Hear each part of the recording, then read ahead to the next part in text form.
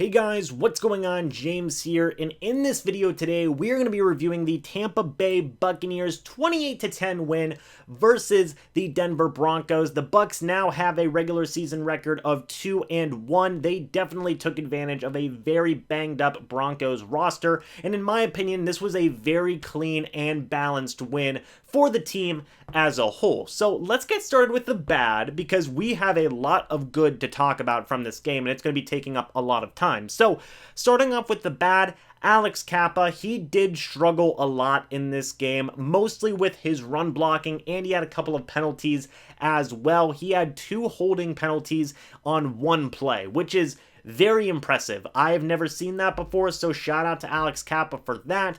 But 2 holding penalties in 1 play, as well as some struggles with run blocking as well. Alex Cappa did not have the best game. The second thing I want to point out is Ronald Jones having a couple of drops in the passing game. He did struggle a little bit. I believe he had at least 2 drops. We do need to see him improve a little bit on that, and I think once he does, he's just going to have a phenomenal 3-down back type role for this team. Right now, the Buccaneers are using some of their other running backs as well, but if Rojo can really get going in terms of catching the ball and clean up some of those drops, he'll be a pretty darn good running back for this team. I mean, he already is, but he'll be even better. Nextly, the next thing I want to talk about is going to be the Leonard Fournette fumble.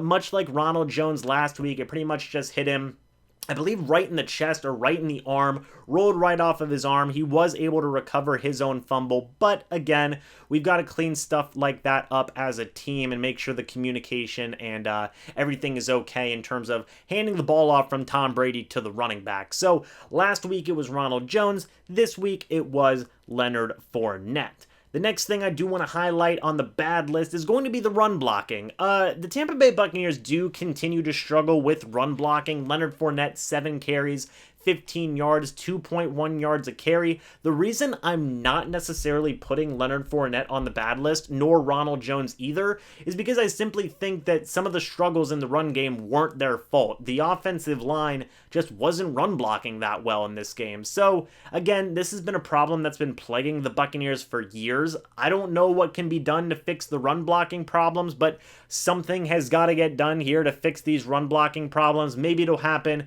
here sometime soon. But again, the Bucs did struggle in run blocking in this game. The next thing I want to mention here on the bad list is going to be Donovan Smith. Not necessarily the entire game of Donovan Smith, but he had a pretty rough-ish second half. He got beat a couple of times in a row, specifically in the 4th quarter. Just need to see that improve a little bit, see a little bit more consistency. And I know it's tough to be an offensive lineman in the NFL because your players are getting only your bad plays get highlighted.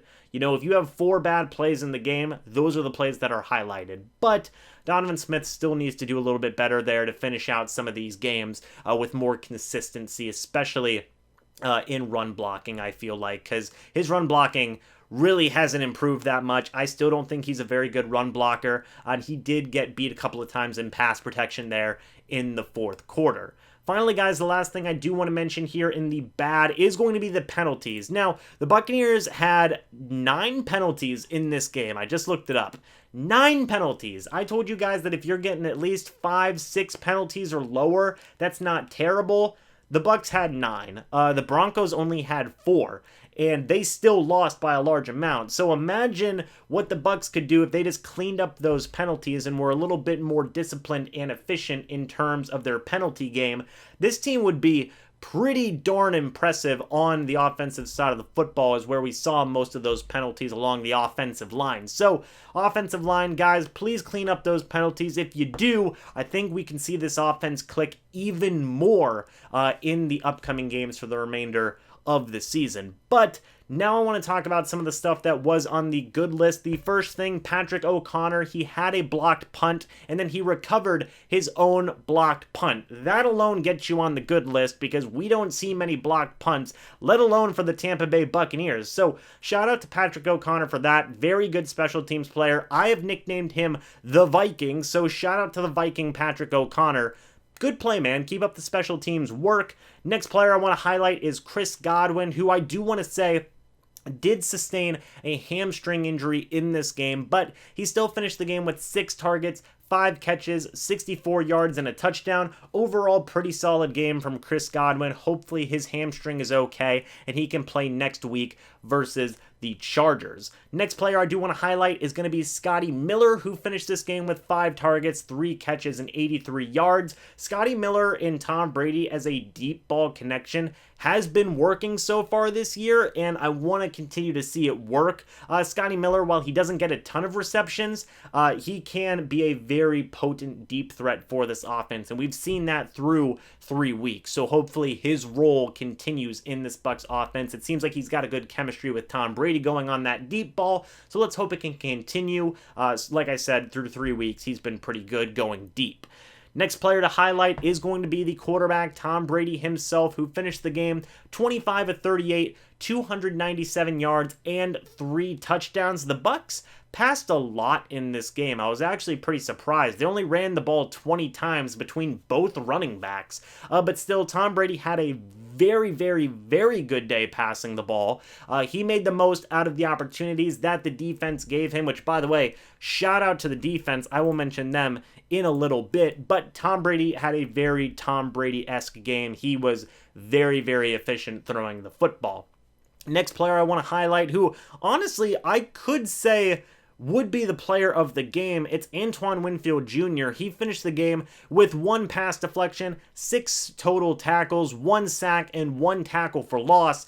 Antoine Winfield Jr. is playing like a defensive rookie of the year right now. Chase Young just sustained a groin injury in the game that they played today, so really, Antoine Winfield Jr. has a legitimate chance to be defensive rookie of the year. He's playing that good in my opinion. He is pressuring quarterbacks, he's good in coverage, he's good in the run game, he's a do-it-all safety. And I told you guys before that I was so happy when the Bucs drafted Antoine Winfield Jr. in the 2nd round. I didn't think it was going to happen because he was a first-round talent, and the Bucs lucked into getting him. I will just flat out say that. The Buccaneers lucked into getting him because the rest of the NFL just thought, whatever.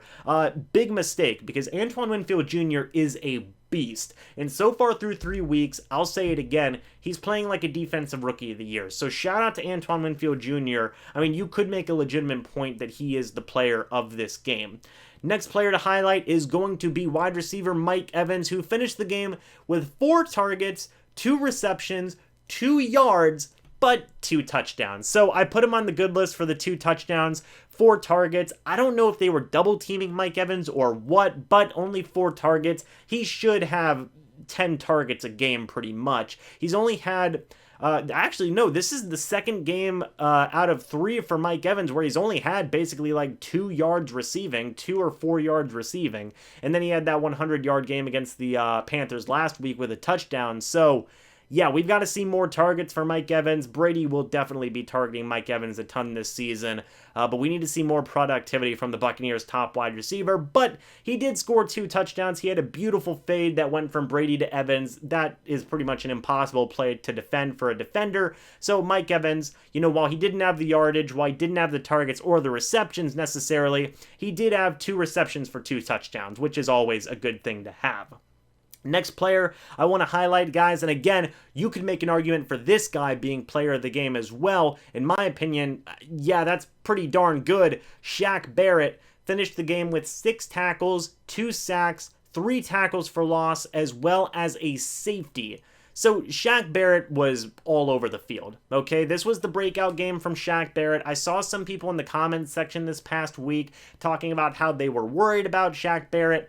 I didn't necessarily express that much worry for him because I thought that this Denver Broncos game was going to be his breakout game. And oh, buddy, it was his breakout game. I would say that either Antoine Winfield Jr. or Shaq Barrett would be the player of the game. I'm biased. I would probably give it to Shaq Barrett, but could you blame me? 6 tackles, 2 sacks, 3 tackles for loss, and a safety. That's pretty darn good. He was everywhere today. He was in the run game. He was in the pass rush game, obviously, for both of those points. And he even dropped back in coverage a little bit in this game as well. I mean, Shaq Barrett looked phenomenal. So, hey, shout out to him. I would definitely say either Shaq Barrett or Antoine Winfield Jr. would be the player of the game. Next player I want to mention is going to be Jordan Whitehead, who finished this game with 5 total tackles, 1 sack, and 1 tackle for loss. Overall, very solid game from the safeties, by the way. They played pretty darn good, especially in helping with the overall pass rush. Antoine Winfield Jr. and Jordan Whitehead played a very solid game, and there's even another player I'm going to be talking about as well who is a safety who showed up when he needed to as well. So the Bucs secondary, especially the safeties, played very, very good today. So shout out to Jordan Whitehead. Next player to highlight is going to be Devon White, who finished this game with 5 total tackles. He was just overall a very solid tackler today. He didn't have any, too flashy of stats, but he still had a pretty decent Devon White game. Overall, not bad. But yeah, not 5 tackles, 7 tackles on the game. 7 tackles on the game from Devin White. Don't know why I said 5, but 7 tackles on the game. Again, pretty decent game from Devin White overall. Next player to highlight is going to be running back Lashon Mccoy, who had no carries in this game, but he still had 4 targets, 2 receptions, and 24 yards. I still don't like the way he holds the football when he's running, but you know what? 2 receptions for 24 yards. He didn't drop any of his passes. That's an improvement on Lashon McCoy's part, and that's one of the main reasons that I put him on this good list today, is because, hey, he improved on his drops, and overall, he did a pretty efficient job catching the football and making the most when he did catch it. So, shout out to Lashon McCoy there. Next player to highlight is going to be Levante David, who finished the game with 4 total tackles, 2 pass deflections, and 1 interception. He almost had a second one as well. Levante David had a very Levante David-esque game. You'll love to see the interception out of him. He's still a beast. Levante David, Devon White, still arguably the best linebacker duo in the NFL, and they just continue to prove it every single week. Shaq Barrett got his game going today. Another Buccaneers linebacker played a very good game today as well. Really good job by the front 7, by the Bucs in this game, and Levante David and Devin White just continue to prove that they are arguably the best linebacking duo in the entire NFL. Next player to highlight, Vita Vea, who finished the game overall with a pretty decent stat line. 3 tackles, 1 tackle for loss, 1 sack, and the sack that he got was just pure power. He just blew through, I believe, Dalton Reisner, got right to Jeff Driscoll, I believe, or it was Brett Ripien. I don't remember which quarterback was in the game at that time, but good for Vita Vea to get some pass rush pressure in there, resulting in a sack. He's always solid in run defense, and he just continues to do Vita Vea things. We all know how strong he is. We all know how great Vita Vea is, and I was very happy with the performance he had in this game. Very big note here to make as well is he had no penalties, which is awesome to see considering he had 2 offside penalties 2 weeks in a row. He cleaned that up in this game. So shout out to Vita Vea for that, because overall this game was just a very big leap forward in terms of discipline, in terms of pass rush, and just maintaining his dominance in the run defense as well. The next player we're going to be highlighting here is going to be Bradley Pinion, which I know this isn't going to come up, but Bradley Pinion had 5 punts today. 3 of them pinned the Broncos inside their own 20-yard line. Bradley Pinion had a phenomenal day punting the ball, in my opinion. He did a very, very good job, so shout out to him. That was pretty darn awesome to see. You love to see it. Special teams for the win, especially the communication and chemistry these past 2 weeks on special teams has been very much improved. So Bradley Pinion, very good job punting the ball. It's one of the reasons why he's the people's champ. The next player we're going to be highlighting is the other linebacker in the Buccaneers front 7, Jason Pierre-Paul, who finished the game with 2 tackles, 1 sack, and a forced fumble. Jason Pierre-Paul had a very, very good game. A forced fumble, a sack, a couple of tackles. He was pretty efficient. I believe this is his 3rd game in a row with a sack now. I believe he has 3 or 4 sacks on the season. So Jason Pierre-Paul is doing phenomenal. Shaq Barrett just got back on track, and really I think we're about to see this Buccaneers linebacking core explode as a whole unit. I mean, we know how great all of these guys are, but it looks like they're finally starting to put it all together as a unit of 4 rather than just Levante David, Devin White, and Jason Pierre-Paul. Now Shaq Barrett's back on board. I think this front 7 is going to cause some havoc for teams here in the next few weeks, especially in the pass rush, because Jason Pierre-Paul's been great through 3 games. Shaq Barrett just had his breakout game for this season where he got back on track. Lavonte David and Devin White have been playing phenomenal as inside linebackers. This is going to be pretty darn, not even interesting, exciting. This is going to be exciting to watch here in the next couple of weeks, how much pressure those four guys generate and how well they do, because I think they're about to really explode and become, or I guess show the national media that they're one of the best units in the NFL right now. So I'm very excited to see how these guys do in the coming weeks. But shout out to Jason Pierre-Paul there. The second to last guy I'm going to be shouting out here is going to be safety Mike Edwards, who I alluded to earlier. 4 total tackles and pretty much a game-sealing interception as well as 1 pass deflection. Mike Edwards had a good game. He finally redeemed himself from that kickoff debacle that he had in Week 1 versus the Saints. Awesome to see. It was a very impressive interception, a very good play by Mike Edwards. Very, very happy to see that. Sean Murphy-Bunting is dealing with a hamstring injury, so we might see more of Mike Edwards here in the coming weeks. But, you know, if today's any indication, it should be pretty darn good things ahead if Mike Edwards can keep this level of play going. But he had a very, very good game today and really helped seal this game for the Buccaneers to win. But guys, the last player that I'm going to mention finally is Ryan Succop. He made both of his field goals. He had 1 extra point blocked, although in my opinion that was just an insanely impressive move by the guy who blocked it. I believe it was a linebacker for the Broncos. But overall, Ryan Succop's been phenomenal for this team. He's been making all of his kicks, and I absolutely love to see it. So shout out to him for that, and just shout out to the Buccaneers for having a very, very, very solid win. Okay, it was just phenomenal. And I guess 2 more guys I could shout out: OJ Howard and Rob Gronkowski. OJ Howard, 4 targets, 3 catches, 49 yards, a beautiful one-armed grab. Rob Gronkowski, 7 targets, 6 catches, 48 yards. Not bad for a blocking tight end, am I right? But overall, guys, like I said, this was a very solid team win, a very balanced team win at that. The communication is getting better. Shout out to that. The chemistry is getting better. Everything seems like it's clicking more for this Tampa Bay Buccaneers team.